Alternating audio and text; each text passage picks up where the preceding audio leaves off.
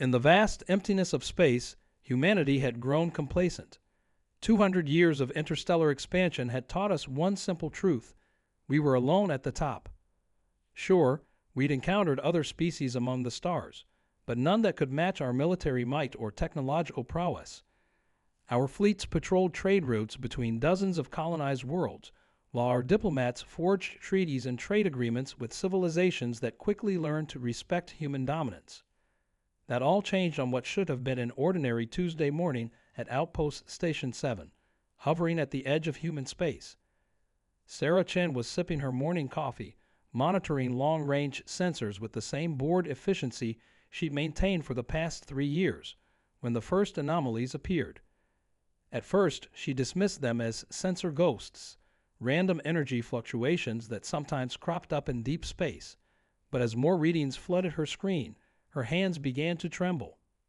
"Captain Richards," she called out, her voice steady despite her racing heart. "You need to see this." The aging station commander peered over her shoulder, his weathered face turning pale as he processed the data. Hundreds of ships were dropping out of hyperspace, their energy signatures unlike anything in human databases. First dozens, then hundreds more appeared, forming attack patterns that hadn't been seen since the early wars of human unification. The Drachnid Empire had arrived, and they hadn't come to talk. Within hours, emergency transmissions flooded the quantum networks connecting human worlds. The Drachnids struck simultaneously across multiple sectors, their crystalline ships darkening the skies above human colonies. Their message was simple: surrender or be destroyed. They claimed humanity's rapid expansion threatened the cosmic balance. They declared themselves the guardians of order, destined to put the upstart humans back in their place. They couldn't have been more wrong about who they were dealing with. As evacuation sirens wailed across a dozen worlds, humanity's response was equally swift. The massive defense platforms that had sat dormant for generations hummed to life. Reserve fleets emerged from hidden bases in asteroid fields and gas giant rings. And in secure bunkers across human space, military leaders dusted off contingency plans created for exactly this scenario. "They think we've grown soft," Admiral Helen Torres announced to the assembled fleet commanders, her hologram flickering above command tables across human space. "They see our diplomatic overtures as weakness, our trade agreements as submission. They believe we've forgotten how to fight." A predatory smile crossed her face. "Let's remind them why every other species in known space chose to become our allies instead of our enemies." As the massive Drachnid fleet approached Earth's core systems, they broadcast their final warning. Their supreme commander, visible only as a shadowy figure wrapped in crystalline armor, demanded humanity's immediate surrender. He spoke of mercy, of allowing humans to retain limited autonomy under Drachnid guidance. The response came not from Earth's Defense Command, but from a small mining outpost on Mars. A simple text message, broadcast on all frequencies: "Come and take it." The first shots were fired near Jupiter's orbit. A Drachnid scout group, probing humanity's outer defenses, encountered what appeared to be a lightly defended research station. As they moved in for an easy victory, they failed to notice the subtle distortions in space around them, the telltale signs of humanity's newest cloaking technology. The ambush that followed would be studied in military academies for generations to come.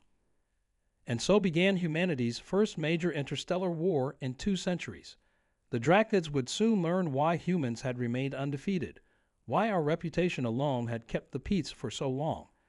They were about to understand what happens when you mistake human patience for weakness, human diplomacy for cowardice, and human preparedness for paranoia.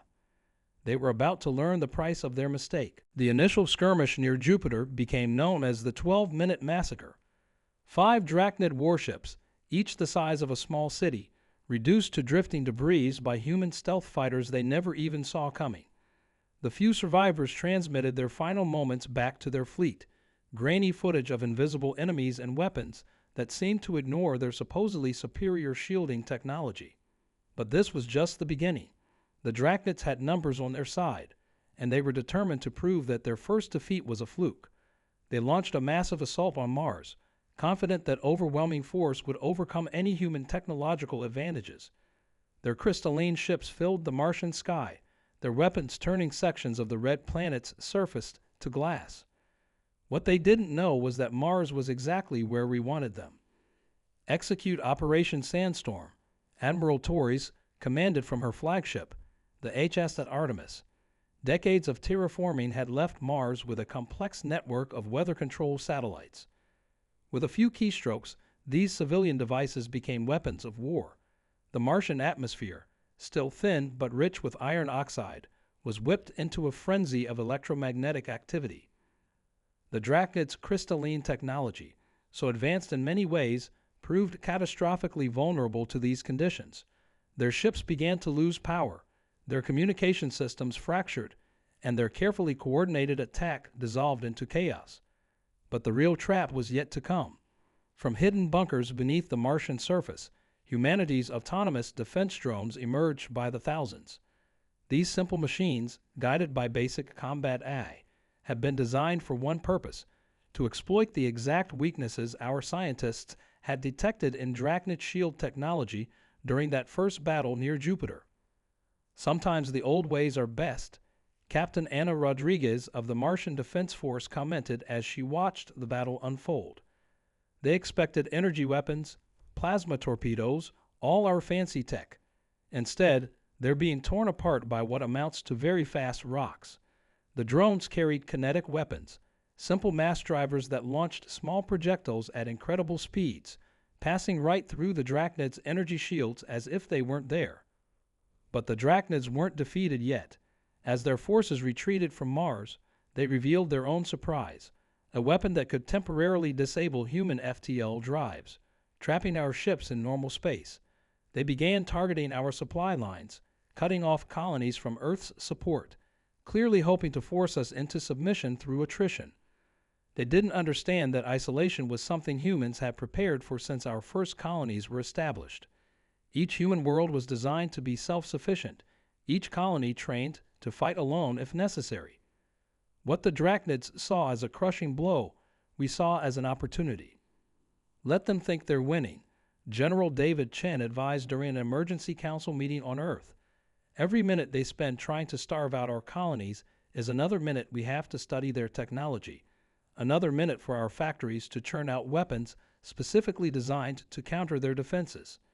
The war entered a new phase, a game of cat and mouse played out across dozens of star systems. The Drachnids couldn't understand why their victories felt hollow, why each human world they isolated seemed more prepared than the last. They didn't realize that humans had spent centuries preparing for exactly this scenario. As the conflict stretched into its second month, disturbing reports began reaching Earth. The Drachnids were deploying some new kind of weapon, something that left entire cities silent but structurally intact, something that wasn't killing humans, but doing something far worse. And deep in classified research facilities across human space, our scientists were racing to understand exactly what we were really fighting against. The truth about the Drachnid's new weapon emerged from an unlikely source, a small research outpost on Europa that had been presumed lost in the initial attacks. Dr. Sarah Zhang, the lone survivor, managed to smuggle out her findings through a network of quantum-entangled communicators that the Drachnids hadn't detected. What she revealed changed everything we thought we knew about our enemy. The weapon wasn't designed to kill. It was designed to convert. The Drachnids weren't trying to defeat humanity. They were trying to forcibly evolve us. Their crystalline technology wasn't just their tools and weapons. It was part of what they were. Each silent city was an experiment, an attempt to transform humans into something the Drachnids considered more perfect. They see themselves as gardeners, Dr. Zhang's report explained, her voice trembling in the recorded message. And we're what they consider an invasive species. They're not trying to destroy us. They're trying to correct us. The footage showed her holding up a crystalline shard that pulsed with an inner light. But they made one crucial mistake. They assumed that because their evolutionary path led to crystalline forms, that was the only path to advancement. The response from Earth's military command was immediate and decisive. Every scrap of data about the Drachnid transformation weapon was analyzed, every possible countermeasure explored. But it was a civilian scientist, Dr. Thomas Chen, who made the breakthrough that would change the course of the war. Their entire society is based on perfect crystalline structures, he explained to a room full of military leaders. Their ships, their weapons, even their bodies, all built on patterns of absolute mathematical precision. That's not just their technology. It's their weakness. He brought up a hologram showing the molecular structure of a captured Drachnid ship fragment. And we've been sitting on the perfect weapon against it since before we even reached the stars. Operation Chaos was launched within days. Every human ship was equipped with modified versions of our oldest sonic weapons, technology we'd nearly abandoned as primitive compared to our energy-based arsenals. The plan was beautiful in its simplicity. Instead of trying to overpower the Drachnid's superior shields, we would use their own crystalline nature against them. The first test of the new weapons came at the Battle of Titan. A Drachnid fleet had cornered our forces near Saturn's largest moon, confident in their superior numbers and seemingly impenetrable defenses. They never expected our ships to start broadcasting what appeared to be simple sound waves into space. The effect was devastating. The perfectly ordered crystalline structures that made up their ships began to vibrate, then crack, then shatter. Their weapons failed as the crystalline power cores powering them collapsed into disorder. Even their personal armor began to splinter and break. But as we prepared to launch our counteroffensive, something unexpected happened. A new Drachnid fleet appeared, larger than any we'd seen before, and at its center was a ship unlike anything in our records, a massive crystalline structure that seemed to bend space itself around it. The supreme commander of the Drachnid forces finally revealed himself fully, no longer hidden in shadows. What we saw sent chills through even our most hardened veterans. This wasn't just another crystalline being. This was something that seemed to exist in more dimensions than we could comprehend. And as he began to broadcast his message to every human world simultaneously, we realized that everything up until now had just been a prelude. The real war was about to begin. The Drachnid Supreme Commander's message wasn't a demand for surrender. It was a warning. You mistake our actions for conquest. The crystalline being's words echoed through every communication system. We are not your enemies. We are your last defense. The massive ship at the center of their fleet began to pulse with energy that defied our sensors' ability to measure it. They are coming, and in your current form, you will not survive. Before anyone could process these words, deep space sensors across human space began registering massive gravitational distortions.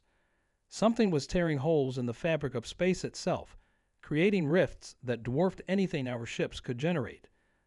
Through these rifts came darkness, not ships, not beings, but what looked like tears in reality itself. They were right, Admiral Torres whispered, watching the sensor data flood in. The Drachnids weren't trying to conquer us. They were trying to prepare us. The crystalline structure of the Drachnid biology wasn't just a different evolutionary path. It was armor against something far worse than we had imagined. The void entities, as we would come to call them, consumed energy in all its forms. Light, heat, electricity, even the atomic bonds holding matter together. Everything was food to them.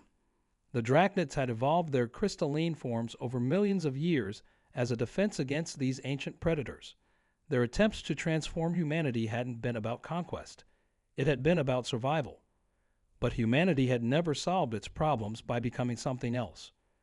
We don't need to become like them to fight this, General Chen declared during an emergency broadcast to all human forces. We've spent centuries preparing for threats we couldn't imagine. This is what humanity does best. We adapt, we improvise, we overcome. But we do it our way. The next few hours were a blur of activity across human space. Research stations that had been studying the Drachnid technology now worked alongside their former enemies, combining human creativity with Drachnid knowledge. Our quantum computers ran simulations at unprecedented speeds, analyzing the void entity's behavior patterns. Then Dr. Zhang made her second breakthrough. The void entities don't just consume energy, she reported from her lab on Europa. They need it. They're not just feeding, they're desperately hungry. And that means, she held up a small device, deceptively simple in appearance. They can be trapped.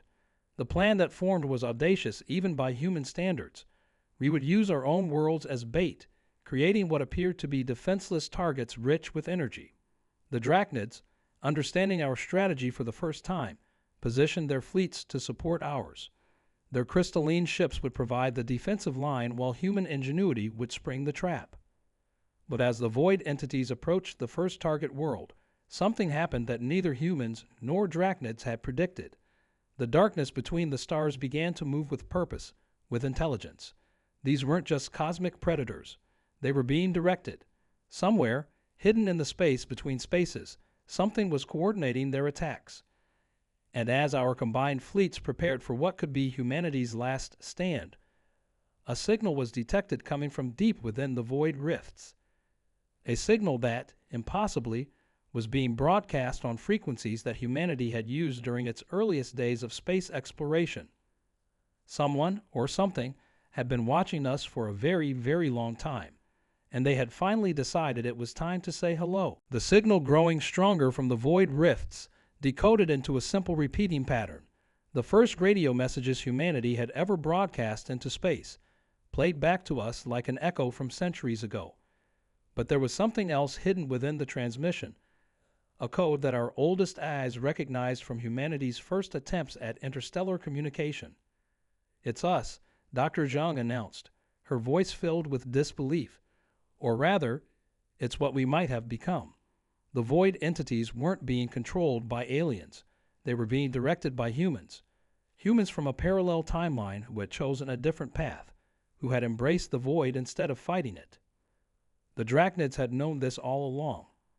Their desperate attempt to transform us wasn't just about survival. It was about preventing us from becoming like our alternate selves. They had seen it happen before, on countless worlds across countless realities. Humanity's greatest strength, our adaptability, was also our greatest vulnerability. But this humanity, our humanity, had made different choices. We had maintained our form while advancing our understanding. We had chosen cooperation over consumption, preservation over destruction. And now, faced with dark reflections of what we could have become, we knew exactly what to do. Admiral Torres, working with the Drachnid Supreme Commander, devised a plan that could only have come from human ingenuity combined with Drachnid precision. Our fleet arranged itself in a complex three-dimensional pattern. Our ship's energy signatures deliberately weakened to appear vulnerable. The Drachnid vessels formed a crystalline lattice around us, their structures resonating in perfect harmony. The void entities, directed by our dark alternates, took the bait. They poured through their rifts by the thousands, eager to feed on what appeared to be weakened prey. At the crucial moment, when they had committed fully to their attack, Admiral Torres gave the order that would be remembered for generations. "Let's show them who we really are." Every human ship activated its modified sonic weapons simultaneously, but not aimed at the void entities. Instead, we targeted the Drachnid ships surrounding us. Their crystalline structures, rather than shattering, began to resonate at precisely calculated frequencies. The energy pattern created was unlike anything the universe had seen before, a combination of human chaos and Drachnid order. The void entities were caught in a trap of frequencies and forces that their dark controllers hadn't predicted. Unable to feed, unable to retreat, they began to collapse in on themselves. The rifts they had torn in space began to seal, the laws of physics reasserting themselves with a vengeance. But in the final moments, as victory seemed certain, our dark alternates made one last desperate move. A new rift opened, larger than any before, and through it came a sight that made even the Drachnid Supreme Commander fall silent. A ship that was both human and void, a twisted fusion of technology and darkness. As this horrific hybrid bore down on our fleet, Dr. Zhang activated the device she had been working on. A quantum beacon that broadcasted a simple message into the void, not in words or numbers, but in pure possibility. It showed our alternate selves something they had forgotten, a future where humanity's adaptability led not to consumption, but to creation. The hybrid ship halted its attack, hanging motionless in space as its crew, our dark reflections, witnessed what they could have been, what they still could be, and in that moment of recognition, of understanding, the universe itself seemed to hold its breath. The choice they made next would determine not just our fate, but the fate of humanity across all realities. And as their answer came, transmitted across the quantum frequencies we had opened, every human and drachnid present knew they were witnessing a moment that would echo through eternity. A moment where humanity proved that our greatest strength wasn't our ability to change ourselves, but our ability to change our minds. The Dark Alternates' response came not in words, but in actions. Their hybrid ship began to change, the void energies that had corrupted it slowly seeping away. As we watched, it transformed into something new, neither fully human nor fully void, but a bridge between possibilities. They had chosen to remember who they were, who we all could be. The remaining void entities, now freed from their dark controllers, dispersed like mist in the morning sun. The rifts between realities sealed themselves, leaving behind only fading echoes of what might have been. But the changes to our universe were just beginning. In the months that followed, humanity and the drachnids formed an alliance unlike any in known space. Their crystalline precision combined with our adaptable innovation led to breakthroughs that neither species could have achieved alone. Dr. Zhang and her team worked tirelessly with drachnid scientists, developing new technologies that could protect against void incursions without requiring either species to abandon their true nature. The multiverse showed us infinite possibilities. Admiral Torres said during the first anniversary celebration of what became known as the Unity Day. But it also showed us that who we choose to be matters more than what we could become. The ceremony was attended by both human and drachnid representatives. Their difference is no longer a source of conflict, but a testament to the strength found in diversity. The hybrid ship, now a symbol of redemption, became a joint research station where humans and drachnids studied the quantum frequencies that had allowed contact between realities. Our dark alternates, slowly healing from their corruption, shared their knowledge while learning to reconnect with their lost humanity. They became living proof that no path was truly permanent. That change was possible without losing oneself. General Chen, speaking at the dedication of the new Void Defense Network, summed up the lessons learned. We faced three choices: to break, to transform, or to adapt while remaining true to ourselves. We chose the hardest path, and in doing so, we showed every version of humanity across every reality that there is always another way. The Drachnid Supreme Commander, his crystalline form now housing technology developed in partnership with humans, added his own observation. We sought to change humans because we feared their potential. We learned instead to trust in that potential, to see that the very adaptability we feared could save us all. As for Dr. Zhang, she continued her work on Europa, now accompanied by both human and drachnid researchers. The quantum beacon she had created became the foundation for a new form of communication, one that could reach across realities not to change or conquer, but to understand and connect. In the end, the story of humanity's encounter with the drachnids became more than just a tale of war and reconciliation. It became a reminder that our greatest enemies are often reflections of our own fears, and our greatest allies can be found in those we once thought to fight.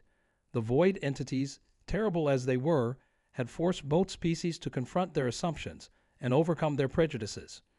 And somewhere, in the vast tapestry of reality, other versions of humanity looked upon our choice and began to question their own paths. The message we had sent echoed across dimensions, carrying with it a simple truth: the future is not predetermined, and the greatest power lies not in changing others, but in being wise enough to change ourselves while remembering who we truly are. The stars above Earth seemed brighter somehow, as if reflecting the new hope we had kindled. Humanity had faced its darkest possibility and emerged not just unchanged, but enlightened. We had learned that sometimes the price of victory isn't paid in blood or transformation, but in the courage to remain true to ourselves while embracing the unknown. And that, perhaps, was the greatest victory of all.